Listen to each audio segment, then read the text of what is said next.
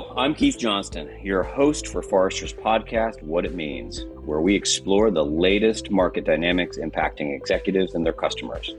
Today, we're joined by VP and Research Director James McQuivey and Vice President and Principal Analyst JP Gownder to discuss how we can assess the cost and impact of systemic risks related to the pandemic. Welcome, guys. Hello. Hey, thank you, Keith. Let's get right into it. And you heard me intentionally tweak the intro just a little bit because this report is all about absenteeism. And of course, COVID-19 is the thing that we're looking at right now because it's really top of mind. But we're suspecting, particularly through this research, that absenteeism is going to be affected by many other kinds of systemic risks. And companies are really going to have to build this muscle. Explain the whole premise for us. So what's happening here is, of course, the pandemic has taught us many, many things and is continuing to teach us many things. One of the things that has crystallized for a lot of us is this concept of systemic risk. Now, systemic risk is the word that we use to mean all of those things that are external to your firm, to your industry, that you have no control over, but shape the way you can do your job.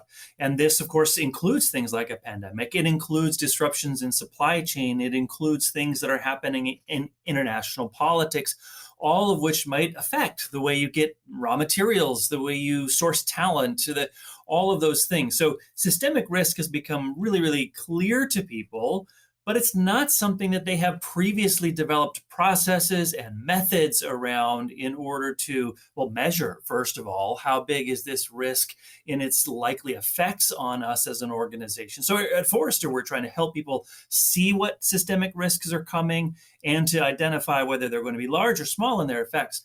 But what we're getting down to at the level of your actual individual employees is starting to figure out what is going to be the effect of some of these systemic risks. And one of them that is just staring us in the face right now is this question of COVID-related absenteeism. And the important lesson we can learn from this at the broad level is that, that can be measured, it can be anticipated, and if you plan for it, you're going to be ready to manage that risk for the next 6 months, 12 months, whatever that risk management needs to be. And then once you do that, our hope is you'll say, this systemic risk measurement and management is just something we got to get good at, because a year from now, it's a different risk that we didn't see coming. And the year after that, it's a different one, and so on. Yeah, we just have such a great example in front of us. The COVID-19 absenteeism specifically. We all went remote for a minute, then mandates got lifted, they went back. Some workers returned. There's a health-related impact on this. Then travel went up, down, infrastructure got tested. JP, let's delve into this particular use case. Let's go into COVID-19 specifically before we go much broader. So what our clients are telling us is that previously in the pandemic, they were very worried about life and death issues, right? I mean, that they were actually literally looking, how do we take care of our employees and make sure that they are well? Now it's a different world, right? We have widespread vaccination. We have people who've had prior infection. And while there can be serious impacts from COVID-19, it is a different context for thinking about this problem. So right now, organizations have to take into account 4 measurable things. The first is the rate of direct absenteeism from your employees. Now, we know from the US Census data that in 2022, at the beginning of July, about 3.9% of the workforce was out due to COVID. That is to say, they were either ill themselves or taking care of someone who was ill in their household. That compared to 2021, the same number, same time of year, it was 1.8%. So that number's been going up and down, but I think probably everybody knows somebody who's been out ill with COVID, right? So we have this direct employee absenteeism, quarantining, illness. And then there are a couple of other things that come about here. The second is supervisor productivity costs. So when an employee goes out, their supervisor has to figure out, how do I cover for this person? How do I rejigger schedules and resources to actually get work done?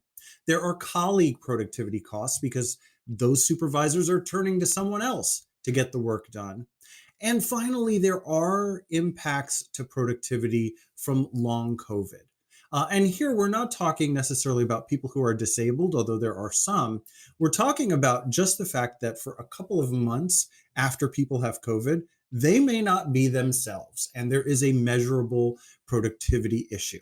So when you add all four of those things together, as we did in our model, you can understand what the likely costs are so that you understand what you need to be measuring down the line. So, like many things in life, when these things abruptly happen to you, we all respond and hopefully we learn and we're ready for the next time that unexpected thing happened. Lots of companies dealt with this in different ways.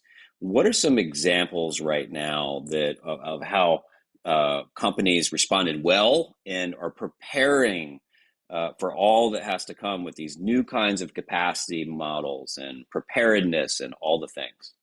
So there's a couple things companies can do to try to deal with this absentee issue related to COVID. The first is to rethink the way that you prepare your staffing.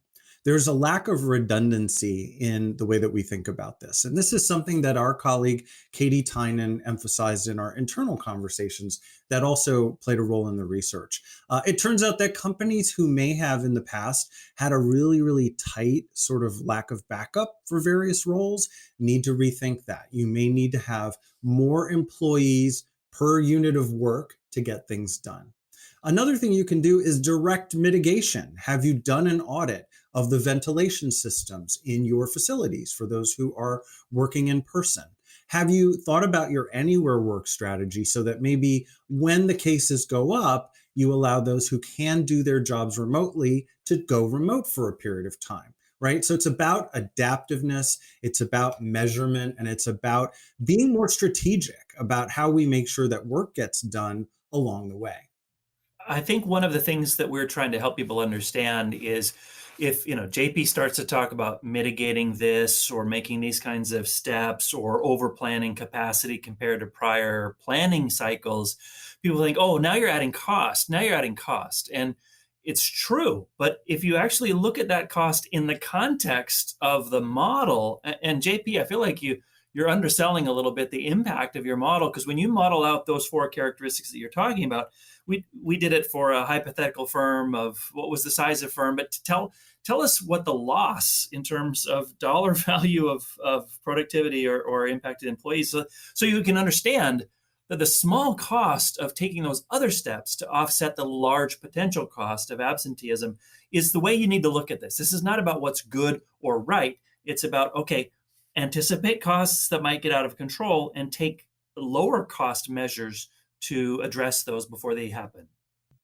Right. So the way that we did this was we gave people the ability to input their own numbers, but we also modeled an organization that was kind of, as we do in our total economic impact studies, kind of a composite, just a starting point so that you understand what this might look like in an organization.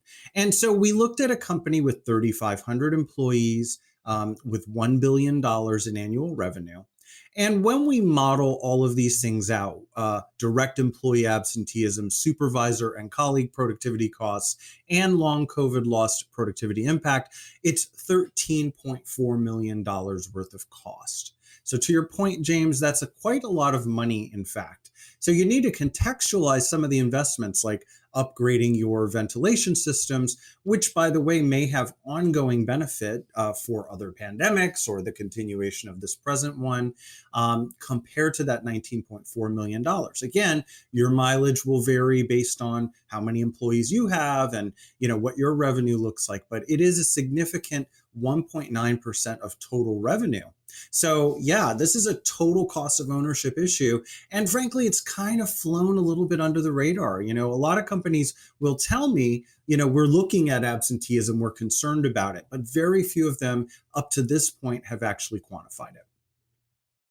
So just to be clear, JP, let's talk about a couple of the examples that you explored, just so we understand the kind of the cause and effect. So there's kind of this chain of things that happen that get into these costs, but like not every industry is the same. So Do you have a couple of examples where you can tell me it's like if this employee does not show up for work, X, Y, and Z happens that results in that productivity loss? Well, sadly, a lot of people have been experiencing this industry's problems, which I will say are not only related to COVID absenteeism, but it's the airline industry. And what we found is the airline industry has been very tightly, resourced. They did lay off a lot of people during the lockdown period of COVID, and it was hard for them to reclaim that labor because people changed jobs, they changed professions, they upskilled, they went off and did other things. So what you're finding in that instance is when the bag carriers don't show up, well, the luggage doesn't reach its destination, and that creates compounding problems along the customer and employee experiences. TSA, by the way, in some of their airports have seen 50% increases in absenteeism when there was a surge, including at LAX. So one of our largest, airports in America, in Los Angeles. And so all of these things are kind of interconnected. If you you have a missing crew member for a flight, that flight might get canceled. And because airlines schedule their flights pretty tightly in terms of customers, it could be that the customer doesn't get a flight for a few days. So all of these things are intersecting. I also spoke with an organization in manufacturing who was finding that everybody was actually out on their assembly line.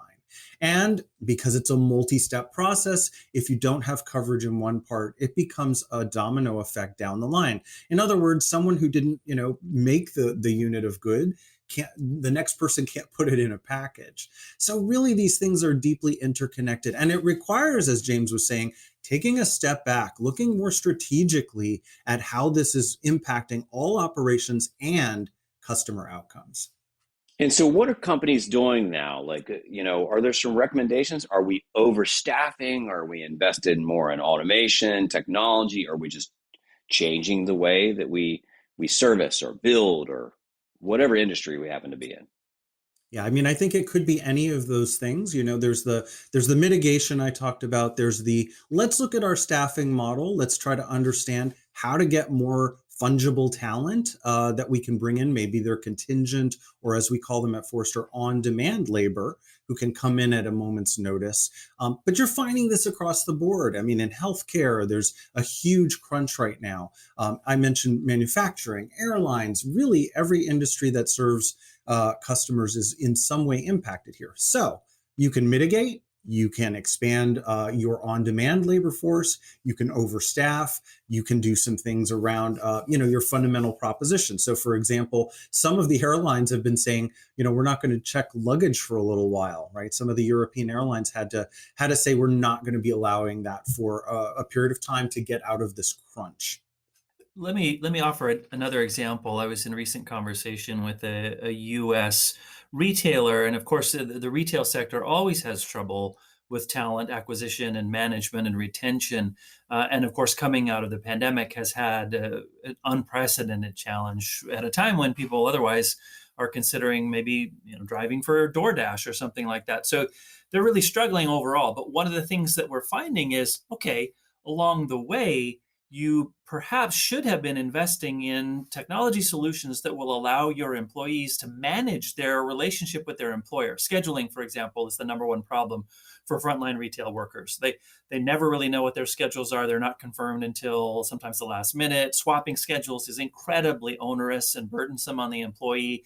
And when the employee can't do it effectively, the manager has to do it. I mean, these are just well-known facts about that industry. So much so that people have, in some cases, kind of stopped trying to fix those problems. But the technologies exist. There are very effective scheduling technologies now for frontline workers. And this retail organization I was just discussing this with last week was saying that, if they say, oh, how do we solve this scheduling and absenteeism problem? Really, the answer is put that technology in the pockets of your employees so they can quickly notify that they're not able to make it because of illness, swap schedules quickly in a way that makes sense for them, put out a call to other employees who might want to pick up the extra hours so that you could resolve those potential employee shortages in a much more efficient way. And that's just an investment in technology that needed to happen anyway. But once you start to think like this about planning for risk rather than responding to risk, it puts you in a much stronger position to advocate for investment in those kinds of technologies, which is exactly what's happening at this retailer that I'm describing. Great. So clearly the pandemic was a learning moment for us. It's now thrust us into a kind of a new world of work, an anywhere work world, if you will, to use our own terminology.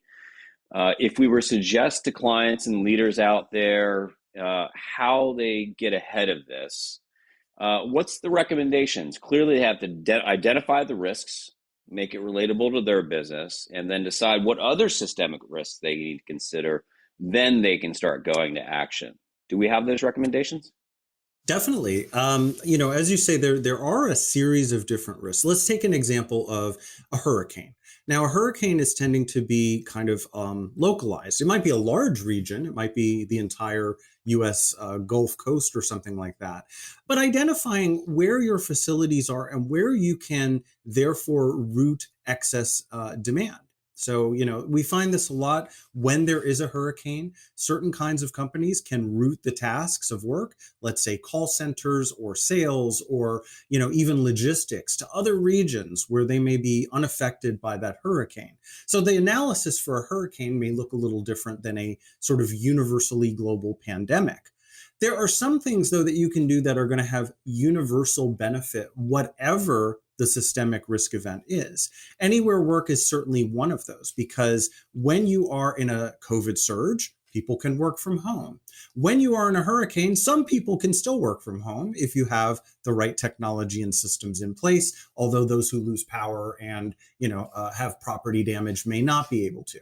So I think it's a matter of learning from each of these systemic risk events and trying to get ahead of the planning. And finally, I've talked to a couple of companies who were affected by the war in Ukraine because they had employees and or business partners or on-demand labor coming out of that region. So some of them, in fact, even relocated some of that talent to places like Poland, where they could continue to work with the same personnel. And so, again, I think your way of thinking about it, Keith, is right. Try to identify these various classes of different systemic risk events, and then do an audit of how they can and have in the past affected the continuity of your business vis-a-vis your workforce. I think that's a very important part of it, is this learning to think about the downstream effects of being purely reactive, and instead, proactively identifying how we're going to reduce those downstream effects. I mean, you mentioned a hurricane. You can, because if you're in a hurricane-prone region, you can identify the cost of the last hurricane in terms of knock-on effects in distribution or whatever the case might be. But that needs to become now part of your planning. It can't just be an emergency plan that you dust off when the emergency happens. It says, okay, what do we do in circumstances like this? And I think, when we think of systemic risk, it's easy for us to illustrate it with these sort of big dramatic events, but they can also be very, very local in terms of something that really affects your particular supply chain and therefore your industry or your business in a way that, people in the neighborhood, other companies in the area are not going to be affected by it at all. And yet you still have to respond as if it's a potential threat to the continuity of your organization. And as JP says, our security and risk team here at Forrester can help you with some of those details. But really what we're trying to get people to think of is this now is not a dust it off when it happens kind of response plan. It is instead part of what on the HR side of the house we just call workforce planning. Your workforce planning needs to have these kinds of risk estimates built into it, so that policies that come out of your workforce planning, basic policies, and Katie Tynan, our colleague, was the one who really brought this to our attention, is that so many organizations offer a certain number of sick days, especially in the United States where those kinds of things are privately managed by employers. But then they know that the utilization rate on those sick days is below a certain threshold. So, they're only going to use 65% of sick days that we offer. And then they plan for that on an ongoing basis. Well, in an environment that we're in right now, people are using all of their sick days, and in some cases going beyond their sick days. And so the planning that you had before, where you just thought, yep, this is the rate at which we plan to expect people to take their sick days, you just can't rely on that. It needs to be a dynamic part of how you manage your workforce planning. It has to explicitly say, what are the risks that we're facing right now that could affect the way we plan our workforce?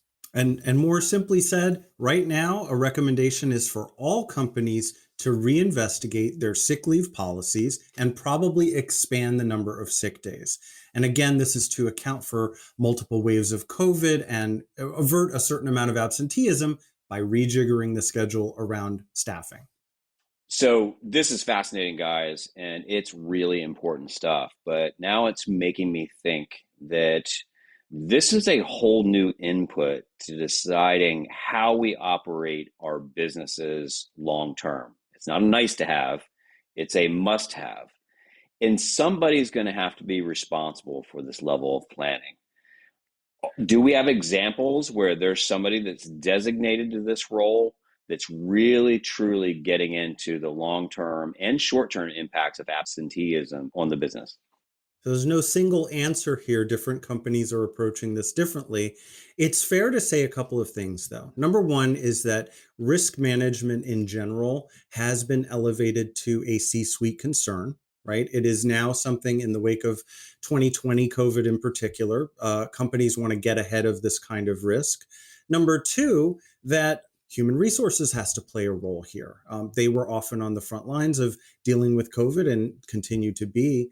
And they need a more strategic level of HR thinking behind what are the impacts of the workforce. So those two functions need to go together alongside other leaders within the organization. Anybody who is employing a group of workers is going to have their own idiosyncratic needs. The impacts of these systemic risk events will not be the same on every group because different groups of people have different needs in terms of the kinds of work that they are doing. So I will say that I know of an example where a CEO got involved. It was a company we wrote about a year ago. They were in the pre-packaged food business. They made Indian halal food. And they got all of their ingredients from South Asia, and they had to be shipped in. And they had to really change the way that they did their shipping and store those goods so that the people in the workforce would have ingredients to actually use when they were making this food over a period of time during COVID. So the level of coordination is high. The need is high. It is a very challenging problem. But I think if you align people internally, you have a much better chance of solving these problems.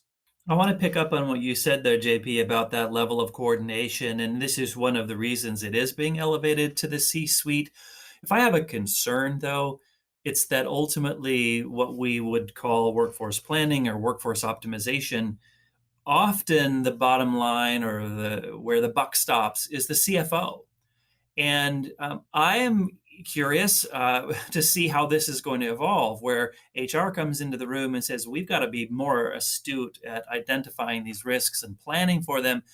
Is the CFO going to come back and say, I'm totally on this page with you. I get it. Let's be smart and dynamic in how we approach our workforce planning and workforce optimization?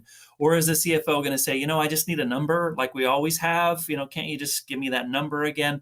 And I'm betting, we just, for example, did a large survey of 1,100 C-level executives around the world together with a partner in the recruiting world named Otger Spernson. And in the survey, we found that it's really in the 30 to 40% range of executives who actually think in this way, adaptively, ready to change things as in response to disruption.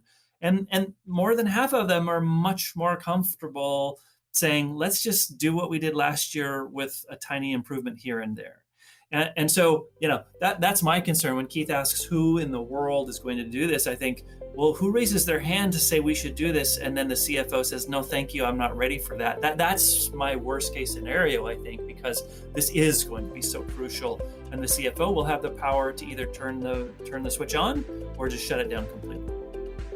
So good. Thank you, guys. This is a conversation that I feel like we're going to continue to have and more research to be done. Thank you so much, JP. Thanks you, James. Thank you. Thank you. If you like what you heard today, subscribe to Forrester's What It Means podcast on Apple Podcasts, Google Podcasts, or your favorite podcast player. To continue the conversation, follow Forrester on Twitter, Instagram, and LinkedIn, or drop us a note at podcast@forrester.com. Thanks for listening.